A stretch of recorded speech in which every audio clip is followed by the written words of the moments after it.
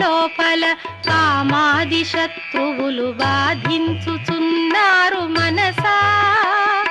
శత్రుజాలమునంత హృదయ పీఠము నుండి తరిమివేయుము ఓయి మనసా.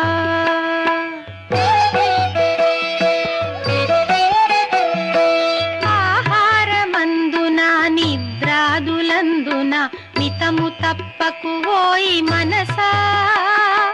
ఆహారమందున నిద్రాదులందున మితము తప్పకు ఓయి మనసా. ఆరోగ్యమే భాగ్యమనెడు సూత్రము నీవు లెస్సగా పాటించు మనసా.